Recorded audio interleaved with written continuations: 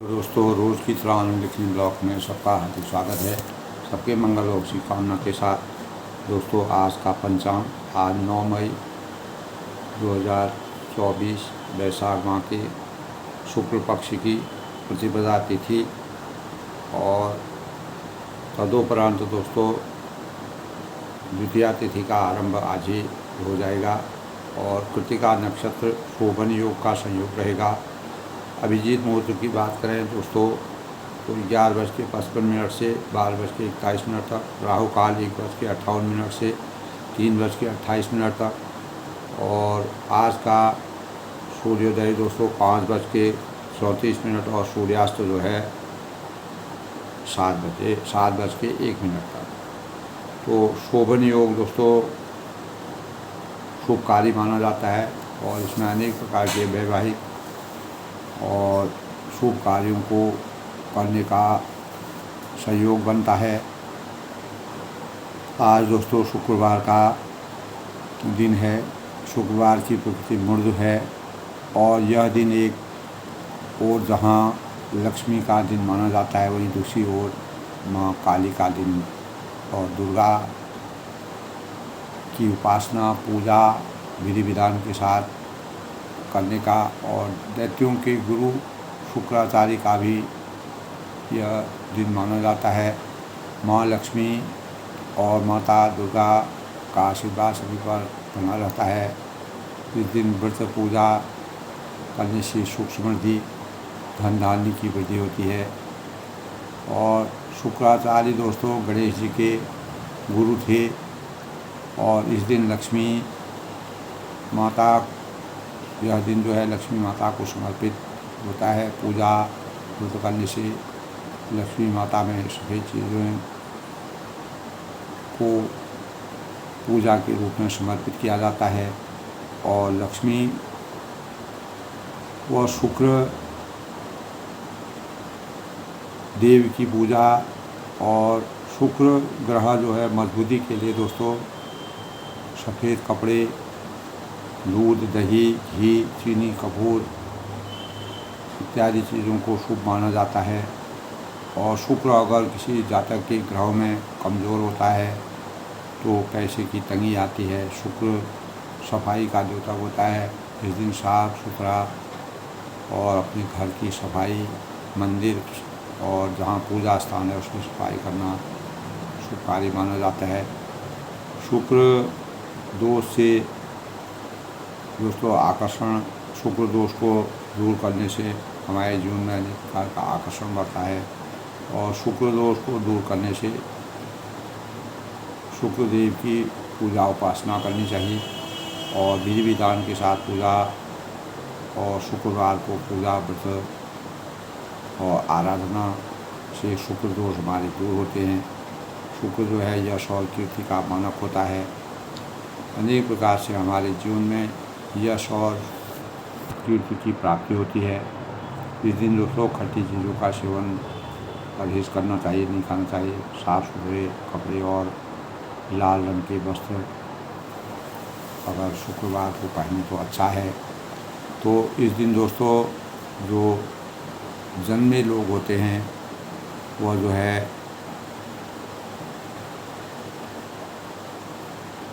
यानी बहुत ही महत्वाकांक्षी होते हैं। उनको अभिलाषाएँ होती हैं, इच्छाएँ होती हैं, अपने जीवन में कुछ ना कुछ नया करने की उनको चाहत होती है। शुक्रदेव अगर दोस्तों कमज़ोर होते हैं तो पैसों का लेन देन इस दिन नहीं करना चाहिए। किसी को कोई वृद्ध है, दीन दुखी है, उनको नहीं सताना चाहिए, कभी नहीं सताना चाहिए। लेकिन शुक्रवार के दिन दोस्तों मांस किसी को भी अपमानित नहीं करना चाहिए। इस दिन ज़मीन व घर खरीदना नहीं खरीदना चाहिए, वह शुभ नहीं माना गया है। और इस प्रकार दोस्तों माँ दुर्गा के 9 अवतार हैं।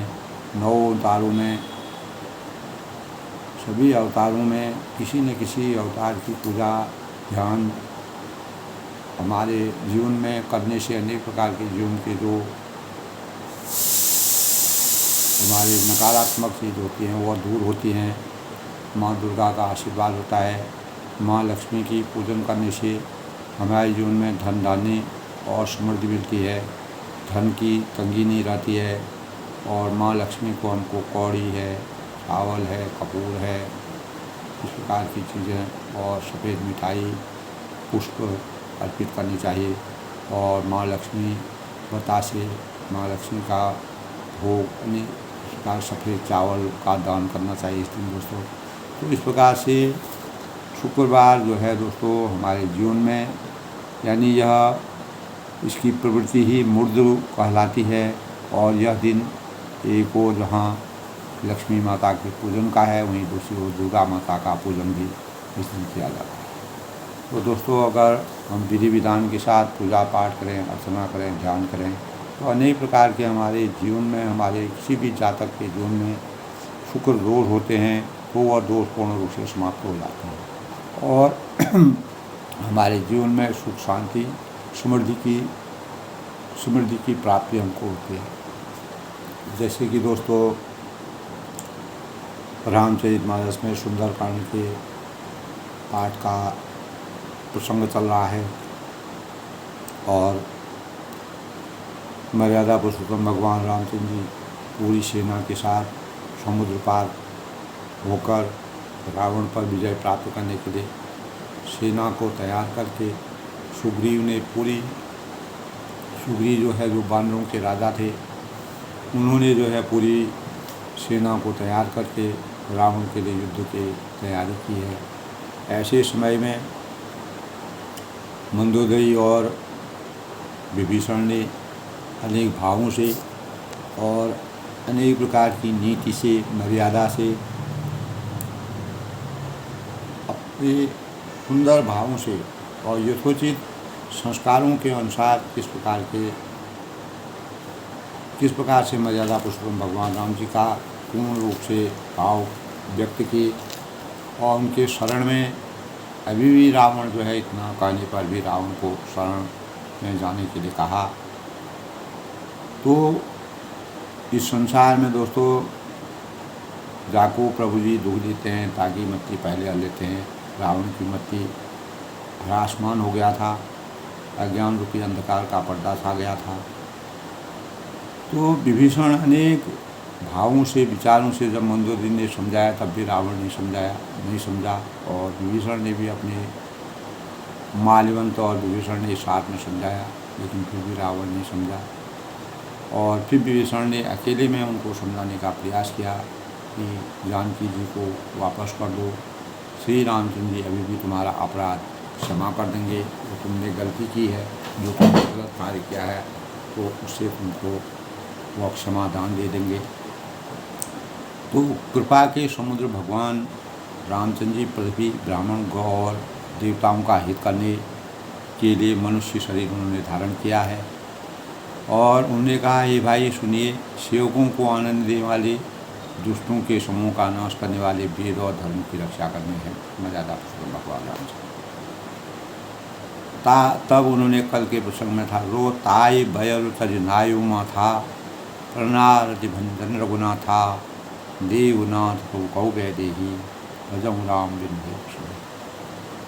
तो उन्होंने कहा कि बैर त्याग कर उन्हें मस्तक नवाओ और वे श्री रघुनाथ जी शरणागत का दुख, जो भी उनके शरण में आते हैं, जो भी सेवक उनके शरण में आते हैं, हमेशा उनके दुख का नाश करने वाले हैं।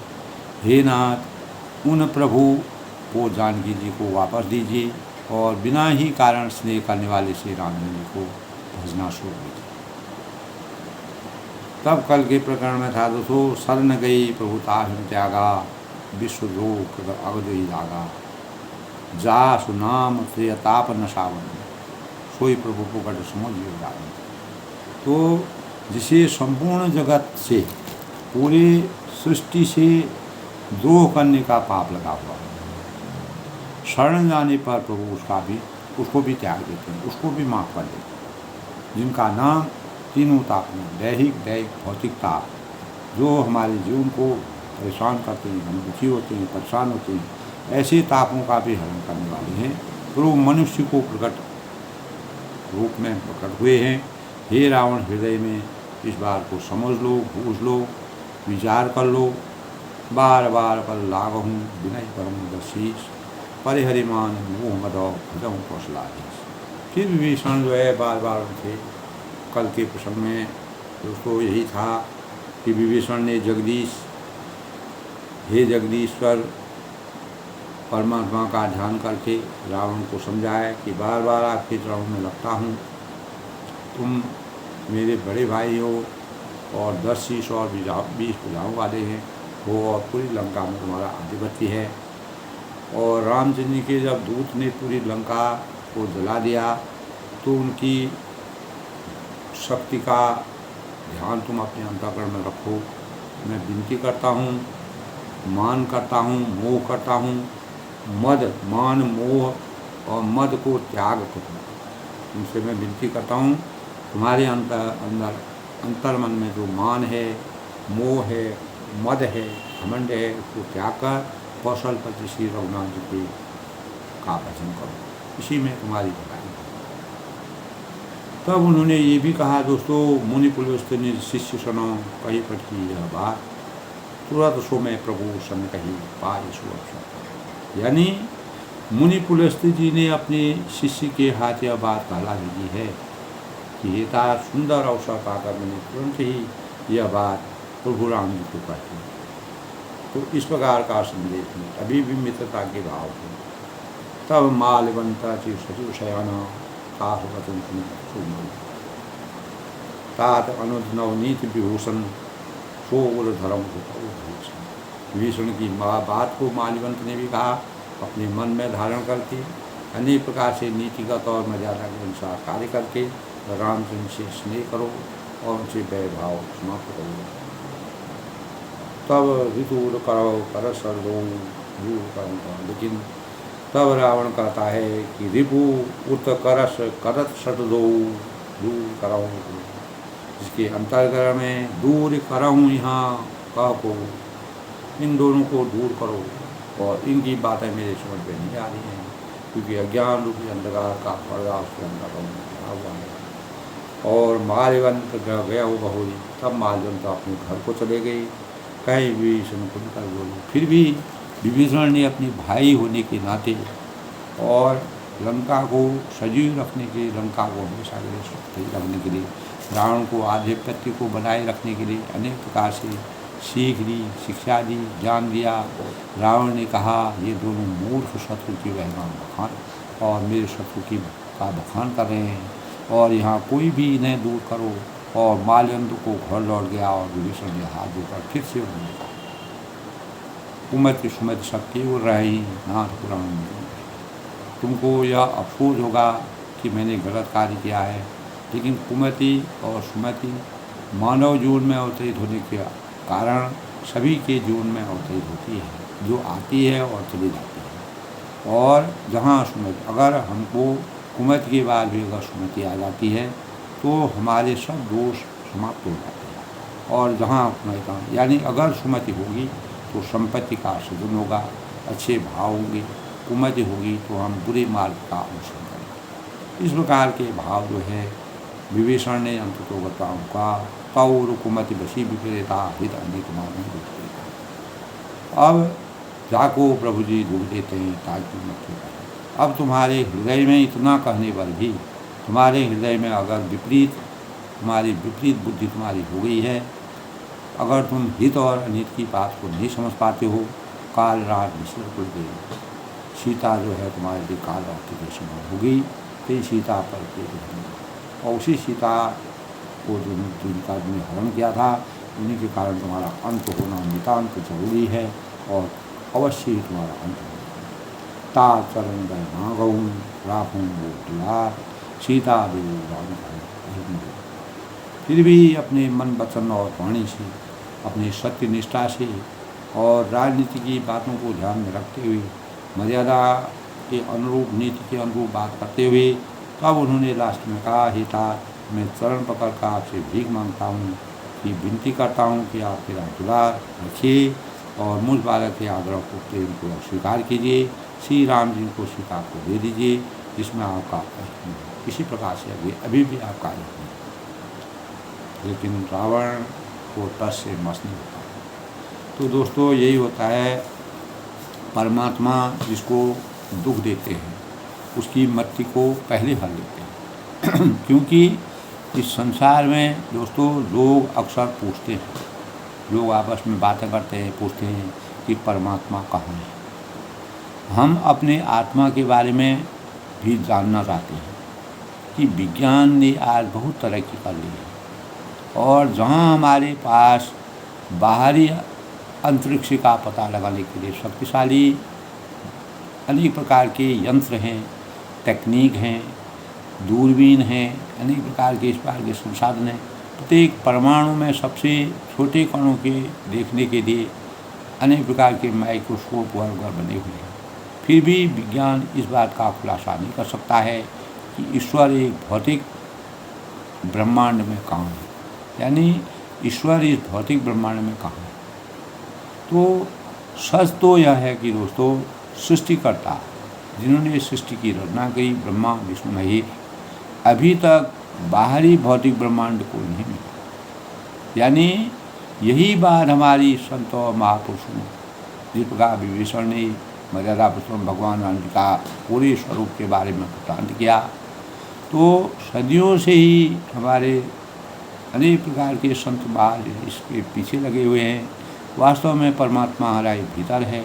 कस्तूरी कुंडल कुशे मृग ढूंढे बनवाए, ऐसे गटगल राम हैं दुनिया देखिए। यानी उन्होंने ध्यान अभ्यास के जरिए परमात्मा को अपने भीतर पाया। तो ध्यान अभ्यास क्या होता है दोस्तों? कुछ लोग उसे केवल शरीर और दिमाग को आराम देने का एक तरीका मानते हैं, एक तजुर्बा मानते हैं। संतों हुए, महापुरुष हैं, ऋषि हैं, मुनि हैं, प्रबुद्ध लोग हैं के लिए ध्यान अभ्यास परमात्मा को अपने भीतर खोजने का तरीका है। इसके माध्यम से हम अनेक प्रकार के इस प्रकार के तर्क वितर्क का जवाब देते हैं और मृत्यु के बाद भी जब हम इस भौतिक शरीर से हमारा आत्मा बिछुड़ जाती है तो हमारे साथ क्या होता है और क्या इस भौतिक जीवन के बाद भी जीवन है, यह हमारे अंतःकरण में बार बार विराजता है हर मनुष्य। सभी संतों ने, प्रबुद्ध लोगों ने, विचारकों ने, वैज्ञानिकों ने, अनेक प्रकार के जो मनोवैज्ञानिक हैं उन्होंने भौतिक जीवन के बाद भी जीवन है।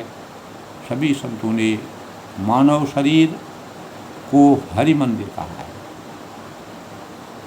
यानी मानव शरीर जो है हरि मंदिर कहा है और जिसमें सृष्टिकर्ता रहते हैं, क्योंकि आत्मा परमात्मा का अंश है।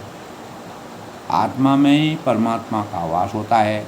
यह आत्मा भौतिक शरीर में विराजमान होती है। जब यह आत्मा भौतिक शरीर को छोड़ देती है ये अस्तित्वहीन हो जाती है। क्षिति जल पावक गगन समीरा पंचतत्व या अधम शरीर, तो शरीर जो है पंचतत्व में विलीन हो जाता है, उसका कोई अस्तित्व न रहता है और आत्मा उड़ के चली जाती है। तो दोस्तों क्योंकि आत्मा परमात्मा का अंश है इसलिए प्रत्येक जीव के भीतर परमात्मा मौजूद है। कस्तूरी कुंडल से मृग ढूंढे बनवाए, दुनिया देखे ऐसे गड़गड़ राम हैं दुनिया देखे। तो ध्यान अभ्यास करने से हम अपने अंदर के परमात्मा को खो सकते हैं। विभीषण ने अनेक बार इस प्रकार का ये भाव व्यक्त किए। मर्यादा पुरुषोत्तम भगवान राम जी का जब भी उन्होंने नाम लिया, स्मरण किया, हनुमान जी के दर्शन हो गए लंका में जाकर के, क्योंकि वो बचपन से ही राक्षसी माया में रहने पर भी जिस प्रकार प्रहलाद हिरण्यकश्यप के वहाँ जा कर के पैदा हो कर के भगवान की कृपा से उनको अनेक प्रकार से मारने का प्रयास किया गया उनके पिता के द्वारा, क्योंकि वो राम नाम या कृष्ण का नाम लेते थे। लेकिन परमात्मा ने उनको बचाया, परमात्मा ने उनकी रक्षा की और उनके प्रभुत्व को रखा। आज भी प्रहलाद का नाम पूरी सृष्टि में हमेशा के लिए विराजमान है। तो दोस्तों परमात्मा का अंश मनुष्य की आत्मा का स्वरूप है। तो हम अपनी आँखें बंद करें और भीतर देखें तो क्या दिखाई देता है।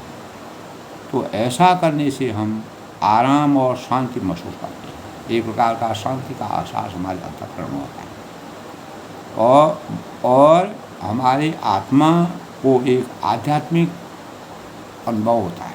यही अनुभव विभीषण को भी प्राप्त हो रहा है, जो हमें ईश्वर को खोज में ले जाएगा। लेकिन रावण के अंतःकरण में अज्ञान रूपी अंधकार था, बैर भाव से, क्योंकि वह धर्म को जानता था, नीति को जानता था, सब कुछ जानता था, मर्यादा को जानता था, लेकिन करना नहीं चाहता था। वह हमेशा बैर भाव और अपने घमंड पर क्रूर था। इसी के कारण उसको इतना बड़ा दंड मिला, जो हमें ईश्वर को खोज ले जाएगा। विभीषण जो है, ईश्वर को पाने की शक्ति उनके अंदर भी थी। रावण को भी अनेक बार उन्हें ज्ञान दिया, ज्ञान से संचित किया। ध्यान अभ्यास की आध्यात्मिक साधना करने से हमें दोस्तों यह पता चलता है कि ईश्वर कहाँ है। जब हम अपने अंदर खुद भगवान को ढूंढते हैं, निरीक्षण करते हैं, अंतस में जाते हैं, तो हमें दिव्य ज्ञान की प्राप्ति होती है। और साधना से हमें यह पता लगता है कि ईश्वर कहाँ है। और इस प्रकार हम ध्यान अभ्यास में बैठकर सृष्टि के सबसे बड़े रहस्य की, स्वयं सृष्टि में जो सबसे बड़ा रहस्य का तर्क वितर्क का की बातें हैं, उसको स्वयं में ही उसको सुलझा लेते हैं, उसको प्राप्त कर लेते हैं। विभीषण जी को यही ज्ञान प्राप्त हो गया था। मर्यादा पुरुषोत्तम भगवान राम जी का आशीर्वाद उनको प्राप्त हो गया था। इसीलिए उन्होंने जो है रावण को अनेक प्रकार की समझाया। और विभीषण ने ये भी कहा था कि कभी मुझे राम जी के दर्शन होंगे, तो उनको दर्शन हुए, सब कुछ हुआ। तो जिस पर आस्था का सैलाब जिसके अंतःकरण में होता है, तो परमात्मा का अवश्य दर्शन होते हैं। परमात्मा का बड़े बड़े सिद्ध पुरुष हैं, बौद्धिक लोग हैं, बड़े बड़े ज्ञानी लोग हैं। तो दोस्तों, हमारे अंतरात्मा में जब हमारे इंद्रियों में पूर्ण हमारे इंद्रियों का सामंजस्य रहता है, इंद्रियों में हमारा अधिकार रहता है, तो परमात्मा हमारे अंतस में ही विराजमान हो जाते हैं। इस प्रकार के भाव जो है व्यक्ति के। दोस्तों, आज के प्रसंग में बुद्ध पुराण श्रुति सम्मत वाणी कही विभीषण जी के बारे में। तो विभीषण ने दोस्तों इस प्रकार से जो परमात्मा के बारे में अपने अंतःकरण में जो बातें रखी, विभीषण ने पंडितों को बुद्ध पुराण श्रुति सम्मत वाणी, पुराणों और वेदों द्वारा सम्मत अनुमोदित वाणी की नीति इस प्रकार से बखान की और सुनत दशा में उठा विछाई। तब जो रावण था उसको बहुत बड़ा क्रोध आया और क्रोध होकर वो उठा, खल तो ही निकट मुक्ति हुआ। और खुद ही इतना ज्ञान देने पर भी, क्योंकि अज्ञान रूपी अंधकार का पर्दा जब जाको प्रभु जी दूर देते हैं, श्रीमती पहले हल लेते हैं, तो यहीं से रावण के अंत की शुरुआत होती है। और उसने जो है विभीषण को डांट करके कहा कि अब तुम्हारी मृत्यु निकट जी ऐसी सदा सद मोर जियावा रिपु का पथ से मूर्ख हो। तब कहता है कि अरे मूर्ख, तू जीता तो सदा मेरे जिलाया हुआ अर्थात मेरे ही अन्न से पल रहा है, यानी अन्न उसका नहीं था। विभीषण भी वहाँ का था, लंका में उनका भाई था। जो अधिकार रावण का था वो अधिकार उनका था। लेकिन जब अंतःकरण में दुष्टता आ जाती है, अन्याय आ जाता है, अधर्म आ जाता है, तो वो उल्टी उल्टी बातें करने लगते हैं। यही भाव जो है, यही गलत विचार जो है रावण के अंतःकरण में कहे न खल इसको जगमा। तब वो कहने का पक्ष तुझे शत्रु की ओर अगर अच्छा लगता है तुमको, तो राम जी को अपना बैरी मानता था, शत्रु मानता, भुज बल जाए जिता नहीं माने। अरे दुष्ट, बता कि जगत में ऐसा कौन है जो मैंने अपनी भुजाओं के बल से नहीं जीता है। यानी उसको अपनी भुजाओं का 10 शीश और 20 भुजाएँ, वो कहता है मेरी 10 शीश है और 20 भुजाएँ, मुझको कोई नहीं सकता है। मुझे अमृत का भगवान है, मेरे नाभि में अमृत है, उसका घमंड था उसको। तो मम पूर्व बच तपस्वी कर दी। तब विभीषण से करता है मेरे राज्य में रहते हुए जो तपस्वी लोग हैं, वो जो मेरे बैरी हैं, मुझसे तुम प्रीति रखते हो, सटे मिलो जाए नहीं करेंगे। और ऐसा लगता है कि तुम मुझसे मिले हुए हो, और उनकी बस कहीं की नहीं चरण प्रहारा। तब रहे रावण ने क्रोध करके विभीषण को लात मार के उनका अपमान कर दिया अनुज गही पर बार ही बार, और बार बार यहीं से और वही चरम सीमा को पार करने का मेरे नगर में रहकर कर प्रेम करता है तपस्वियों से। मूर्ख उन्हीं से जामिल और उन्हीं को नीति की बात बता। ऐसा कहकर रावण ने उन्हें लात मारी, और परंतु छोटे भाई विभीषण ने मारने पर लात मारने भी बार बार उनके सर नहीं पड़ा, फिर भी रावण के चरण पर। दोस्तों सज्जन लोग होते हैं, वो अनेक प्रकार के कष्टों को, विपत्तियों को, चुनौतियों को लांघ करके अपने ज्ञान और अपनी मर्यादा का हनन नहीं करते। यही बात मर्यादा पुरुषोत्तम भगवान रामचंद्र जी इसीलिए ऐसे सेवकों को प्रीति करते हैं, क्योंकि वो मर्यादा के अनुरूप इस संसार में जो भी जीव हैं जिनके अंतरात्मा में परमात्मा का वास होता है, उनका जीवन इस प्रकार देखना रहता है। उमा संत कहीं बहुत बड़ाई, मंद कर जो करे। तब शिव जी बार बार जो है पार्वती से कहते हैं कि हे उमा, संत की यही बड़ाई होती है। जो सज्जन लोग होते हैं, जो नीति संगत होते हैं, जो मर्यादा के अनुसार जिनका जीवन आदर्शता से परिपूरित होता है, वे जो है बुराई करने पर भी भलाई ही करते हैं। उनके अंतर में बुराई करने वाले को भी भला सोचते हैं। तुम भी तो शरीर से भली मोही मारा। अंततोगता विभीषण ने कहा कि तुम मेरे पिता के समान हो, बड़े भाई हो, भले ही मुझे तुमने मारा है, आप मेरे पिता के समान ने मुझे मारा तो अच्छा ही किया, परंतु ये नाथ आपका भला श्री राम के कहने से। फिर भी उन्होंने इतना गलात मारने पर भी, अपमानित करने पर भी विभीषण ने अंत बात तक भी यही कहा कि अंततोगता तुमको राम के शरण में जाना पड़ेगा, वही तुम्हारा रास्ता होगा, और किस विधि से तुम जाओगे। अगर तुम अन्याय, अधर्म और इस घमंड के बल से जाओगे तो तुमको जो है मृत्यु तो तुम्हारी राम के उससे ही होगी। सचिव संग ले नभ पड़ गए। इतना कहकर विभीषण अपने मंत्रियों के साथ लेकर सबई सुलाए खत्म आकाश मार्ग से गए और सबको सुनाकर वे ऐसा करने। अब उन्होंने जब रावण ने कतई उनकी बात नहीं मानी, एक भी नहीं मानी, जब न्याय चरम सीमा पर, अन्याय जो है जब चरम सीमा पर पहुंच जाता है, असहनीय हो जाता है, सहन से बाहर हो जाता है, तो इंसान को अपना रास्ता ढूंढना पड़ता है। इसीलिए विभीषण ने भी अपना रास्ता तय किया। राम सत्य शंकर प्रभु सभा काल वस्तु मैं रघुबीर शरण तब जाऊँ देव। तब उन्होंने आकाश मार्ग में जाते हुए कहा, श्री राम जी की सत्य संकल्प सर्वसम प्रभु है। मैं बचपन से ही मर्यादा पुरुषोत्तम भगवान राम जी, उन्होंने किसी प्रकार का कोई अनाचार, अत्याचार, अमर्यादित कार्य नहीं किया, नीति संगत कार्य किए। प्रभु हैं, हे रावण, तुम्हारी सभा काल वस्तु, तुम्हारी सभा काल के वश में, तुम्हारा पूरा जो राज्य है वो काल के वश में हो चुका है। मैं रघुबीर शरण, मैं अब परमात्मा के शरण में जाता हूँ और जाऊँ देव जन को, और मुझे अब कोई भी दोष नहीं देगा। नीति मेरे को दोष नहीं दी, मर्यादा मुझे दोष नहीं दी, मैं किसी का अवहेलना का पात्र नहीं होगा। मैंने नीति संगत बात की, मर्यादा के अनुसार कार्य किया, और एक भाई के रूप में जिस प्रकार भाई का मान सम्मान किया जाता है उसकी पूरा मर्यादा मैंने रखी। लेकिन अब मुझे बुराई का पात्र कोई नहीं करेगा। अस कहीं चला विभीषण। जब विभीषण इस प्रकार से अनेक प्रकार के विषाद करते हुए, दुख करते हुए, अपने अंतःकरण में विषाद करते हुए ज्यों चले, आयुहीन भई तब रावण जो है, तब राक्षस आयुहीन हो, अर्थात उनका अंत निश्चित हो गया।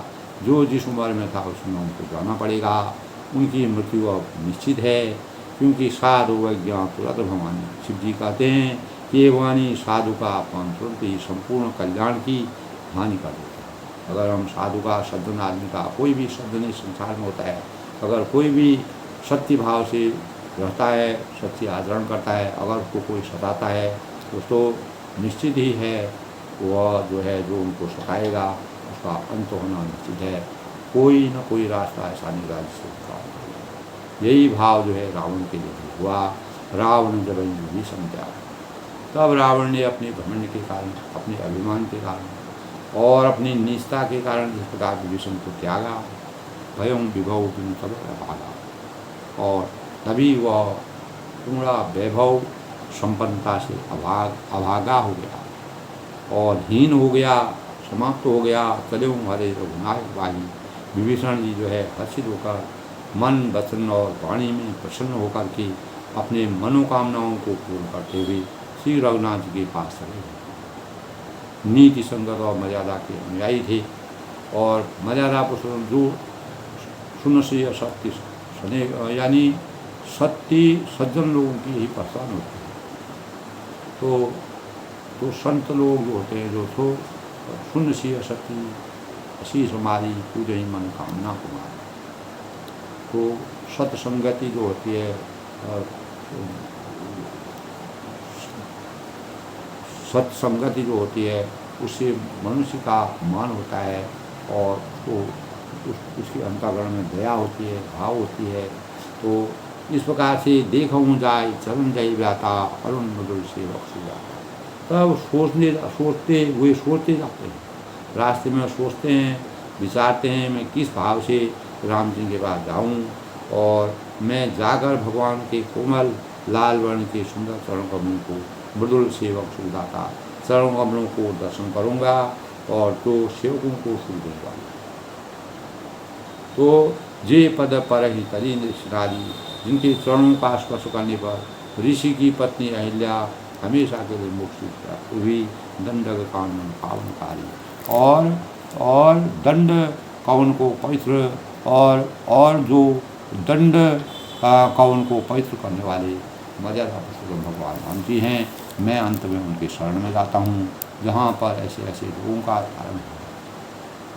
तो जी पद जनक सुता उरलाई कपट कुरंग संग घर धर ढाई हर उर सर सरोज पद जई अहो भाग्य में देखूं। अब जिन चरणों को जानकी के हृदय में धारण कर रखा, जिन महान पदों को महान आत्मा को जानकी जी ने अपने अंतःकरण में धारण कर रखा है।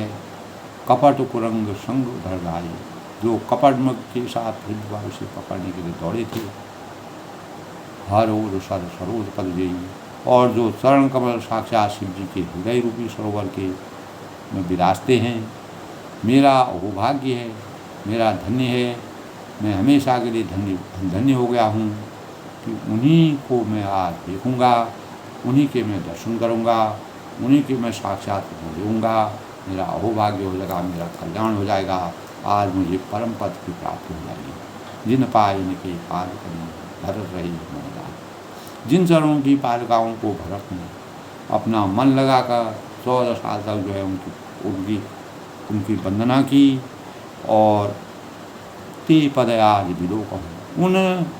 उन चरणों को, उन महान चरणों को, उन चरणों की मैं आज वंदना करूँगा, उनको देखूँगा।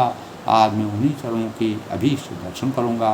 जाकर अपने नेत्रों को और भाग्य मेरे नेत्र मेरे आँखों जो है मेरी अक्ष जो है वो खुश हो जाएंगे, मेरे चक्षु खुश हो जाएंगे। ये विधि करा थे विचारा। इस प्रकार विभीषण अपने अंतःकरण में सप्रेम अनेक प्रकार के भावों को सोचते हैं। आए हूँ संपत्ति सिंधु बारा और समुद्र के पार जिधर रामचंद्र जी की सेना थी वहाँ पर वह पहुँच गए। कभी न विभीषण आवत देखा। तब बानरों ने विभीषण को आते हुए देखा। जाना कोड को दूर विशेष और उन्होंने कहा कि शत्रु का कोई खास दूत आ रहा है, क्या कारण है, क्या अभिप्राय है, क्या प्रयोजन है, किस कारण से आ रहा है। ये जो है बानर अपने मन में होते हैं। ताहिरा कपीश्वर भाई समाचार सुनता। अब उन्हें पहरे पर ठहराकर पहरेदार के रूप में रखकर सुग्रीव के पास आए और उनको सब समाचार का सुनाए बानरों ने और कहा सुग्रीव सुनो रघुराई। तब सुग्रीव ने श्री राम जी के पास जाकर कहा कि हे रघुनाथ जी आवा मिलन दशानन भाई। दशानन्या रावण का भाई जो है मिलने के लिए हम लोगों से आया है। क्या कारण है, क्या प्रयोजन है, इसका हमको मालूम नहीं है। वह आया हुआ है, मिलने के लिए आया है। तब रामचंद्र की आज्ञा देते हैं। तो कहा प्रभु सखा बूढ़े कहा हम कभी सुनो। तब प्रभु रामचंद्र जी ने कहा कि हे मित्र हे सखा, तुम क्या समझते हो कि तुम की क्या विचार समझते हो कि किस कारण से आया होगा। कहा कपि सुनो ना नाहा, और तुम्हारी क्या राय है, तुम्हारा क्या मंतव्य है, क्या किस कारण से वो आया है। वानर राज सुग्रीव ने कहा कि हे महाराज, जान न जाए निशाचर माया, और जो निशाचरों की माया है, मायावी राजा, मायावी मायावी रचना होती है, और सुनिए राक्षसों की माया जानी नहीं जाती है, उसका उनके स्वरूप का वर्णन किया जा सकता है। काम रूप के कारण आया, इच्छा अनुसार रूप बदलने वाले, जो जैसे मारीच अपना रूप बदल लेता था, रावण अपना रूप बदल, तो अपनी इच्छा के अनुसार अपना रूप बदलने वाला पता नहीं किस कारण से आया है। इस प्रकार का वर्णन हमको मिला हुआ है। तो जब तक हमको स्पष्ट रूप से मालूम नहीं होगा तब तक उसका क्या कारण है, भेद हमारा ले नहीं सकता। यह भी हो सकता है कि जान पड़ता है कि वो मूर्ख हमारा भेद ले है, खरा क्यों बाँध मूर्ख छुड़ाओ। और इसीलिए मुझे तो यही अच्छा लगता है कि इसे बांध कर रखा जाए। अगर ये आया है तो इसको बांध के रखा जाए। सखा नीति विचारी। तब श्री राम ने कहा कि मित्र, तुमने नीति तो अच्छी विचारी, जो भाव जो मन में सोचा है, शत्रु को कभी भी, जब तक वह शत्रु रहता है दोस्तों, उसको कभी कमज़ोर नहीं समझो, कभी भी कमज़ोर नहीं समझना चाहिए। शत्रु भी जब एक दूसरे से युद्ध करता है तो शत्रु और जो भी आपस में युद्ध करते हैं तो कोई भी उसमें कमज़ोर नहीं समझना चाहिए, परंतु ऐसा प्रण हो तो शरणागत को भय को हर ले। इस प्रकार की बातों में कहता है, सुनि प्रभु वचन है संभावना। तब भगवान के इस प्रकार के वचन को सुन करके हनुमान जी हर्षित होकर के, खुश होकर के मन ही मन कहने लगे, क्योंकि हनुमान जी विभीषण जी को जानते थे, उनका उनसे संवाद हुआ था। और जब वह लंका में घुसे, लंका में जब सीता जी के पास गए तो विभीषण ने भी उनको पूरा रास्ता बताया, पूरा वहाँ का वृतांत बताया। भगवान कैसे शरणागत वत्सल भगवान जो है शरणागत वत्सल, शरण में आई हुई पिता की भांति प्रेम करने वाले हैं। वो हमेशा पिता के समान सम्मान करने वाले हैं, आदर करने वाले हैं। अपने शरणागत में जो आते हैं उनका कभी भी निरादर नहीं करते हैं। तो इस प्रकार के भाव हनुमान ने कहा, शरणागत कहूँ देत रही निरा नहीं कहूँ। मर्यादा वस्तुन भगवान राम जी जो है मर्यादा अंतर्यामी हैं और हर बात को जानते हैं। तो श्री राम जी बोले, जो मनुष्य अपने अहित का अनुमान करके शरण में आए हों तो उनको त्याग देते हैं। आए हुए यानी श्री राम जी ने बोले, जो मनुष्य अपने अहित का अनुमान करके शरण में आए हुए का त्याग कर देते हैं। अगर कोई इंसान अगर शरण में आ जाता है तो वह पामर है, शूद्र है, मूर्ख है, कम बुद्धि वाला होता है, पापमय है, पापमय इतने ही विलोकता हानि, और उन्हें देखने में हानि होती है, पाप है। तो अपने शरण में कोई भी अगर कहीं से आता है उसको हमेशा अपने शरण देनी चाहिए और उसका आदर करना चाहिए, सम्मान करना चाहिए। ये नीति और मर्यादा की बात है। कोट भी प्रबल लाग ही लाग। तब जो है करोड़ों ब्राह्मणों की हत्या लगी हो, आए शरण तदों नहीं जाई। शरण में आने पर भी मैं कभी उसको नहीं त्यागता हूँ। अगर वह इतना भी अपराधी है तो सन्मुख हो जीव मोहि जबहि, और जीव उन्हें ही मेरे सम्मुख होता है, क्यों ही करोड़ों जन्मों के पाप नष्ट हो जाते हैं। इस प्रकार के भाव में लैला कृष्ण भगवान कहते हैं, पापवंत कर स्वभाव भवन मोल भी भाव लाओ। पापी का यह स्वभाव होता है कि मेरा भजन से कभी नहीं सुनाता, ये निश्चित है। लेकिन जो पे दुष्ट हृदय सोई होई, यदि वह रावण का भाई निश्चय ही दुष्ट हृदय का होता तो मोरे सम्मुख आओ, तो वह मेरे सम्मुख आ सकता था, यानी मेरे ऐसे वह नहीं आ सकता था। निर्मल मन जो मोहि भाव, निर्मल मन जो मन सो मोहि पावा, निर्मल मन जन सो मोहि पावा। जो मनुष्य निर्मल मन का होता है, जिसका अंतःकरण स्वच्छंद होता है, जिसका पवित्र मन होता है, मोहि कपट छल चित्र न भावा, वही मुझे पाता है। मुझे कपट और छल चित्र कभी भी सूझता नहीं है, अच्छा नहीं लगता है। इस प्रकार के व्यक्ति मेरे आमने सामने नहीं आ सकते हैं। भेद लीन पटवा शीशा, यदि रावण ने किसी कारणवश उसको हमारी भेद देने के लिए भेजा है तो कबहु न कसु भय हानि कपीसा। तो हे सुग्रीव, अपने को कुछ भी भय या हानि नहीं, वो हमारा क्या कर सकेगा, कुछ भी नहीं कर पाएगा। क्या भय है, क्या हानि है उससे। अगर वह शरण में आया है तो उसको शरण देनी चाहिए।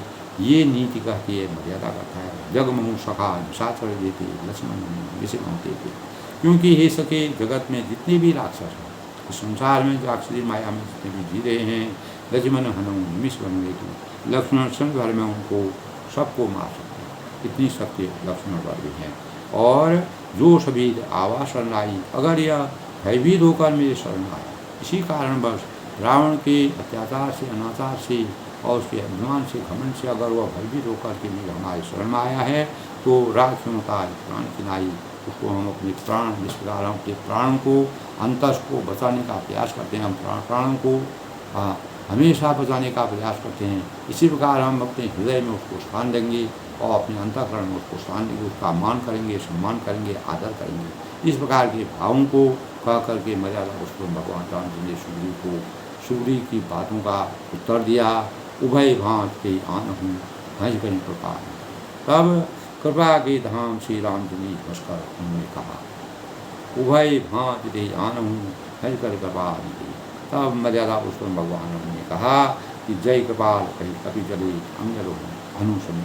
तो दोनों ही स्थितियों में उसे ले आओ, कोई भी परिस्थिति हो, चाहे वह भेद लेने के लिए आया हो या हमारे शरण में आया हो, किसी कारण भयभीत होकर के अगर वो हमारे शरण में आता है, कोई भी कारण हो तो उसको तुरंत ले आओ, उसको शरण में रखो। और जय कृपाल कहीं कभी चले अंगद हनु समेत। तब अंगद और हनुमान सहित सुग्रीव कृपालु राम जी की जय हो कहते हुए मर्यादा पुरुषोत्तम भगवान राम जी की जिस प्रकार के विचार थे, जिस प्रकार की मर्यादा थी, जिस प्रकार के भाव और नीति की बात कही और नीति संगत बातें और शरणागत की रक्षा करने वाली और रघुवंश के शिरोमणि भगवान मर्यादा पुरुषोत्तम भगवान राम का चरित्र, उसको हमको आज के प्रसंग में ही प्रेरणा मिलती है कि कोई भी इंसान अगर किसी दूसरे के शरण में आता है, चाहे वो आपका शत्रु ही क्यों न हो, अगर वह आपके शरण में आ गया है तो उसको हमेशा शरण देनी चाहिए, लेकिन उस पर निगरानी रखना ज़रूरी है। निगरानी रखते हुए उसको शरण लेनी चाहिए।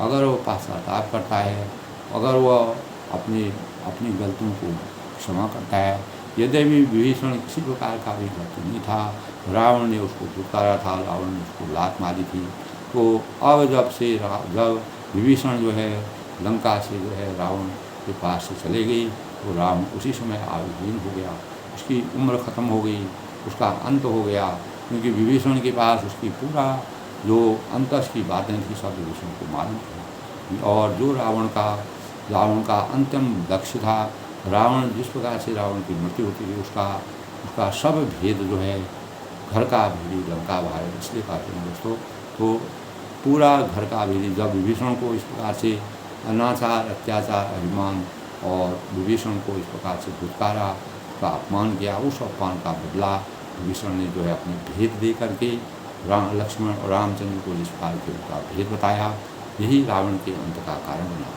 तो दोस्तों, शरण में आए हुए मर्यादा पुरुषोत्तम भगवान राम जी का यही है, भेद लीन पटवाल। तब वह कहते हैं जगमऊ सखा निशाचर देते लक्ष्मण ने निवेश कर दिए, जो वह कहते हैं निर्मल मन जम सो मोहि पावा, यानी मोहि कपट फल सिद्ध भावा। निर्मल मन जन सो मोहि भावा, जिसका मन निर्मल पवित्र होता है वह मुझे मन वचन और कर्म से, उसके भावों से, विचारों से प्रिय हैं।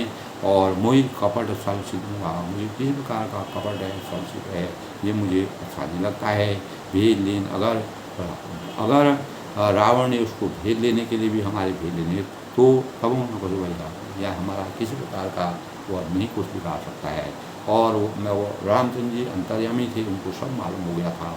इस प्रकार दोस्तों, मर्यादा पुरुषोत्तम भगवान राम के आचरण से हमको यही बात की सीख मिलती है, ये प्रेरणा मिलती है कि कोई भी व्यक्ति अगर किसी की शरण में दीन दुखी होकर के आ जाता है, परेशान होकर आ जाता है, यदि वो हमारा शत्रु ही क्यों रहा हो, तो अगर वह अंतिम हालत में आ जाता है, शत्रु ही अगर मित्र बनने की कोशिश करता है, तो उसको अपनाना चाहिए, उसका आदर करना चाहिए, उसका सम्मान करना चाहिए। सबके मंगल और कामना के साथ इसी प्रकार दोस्तों परमात्मा का आशीर्वाद से सब सुखी रहें, प्रसन्न रहें, खुश रहें।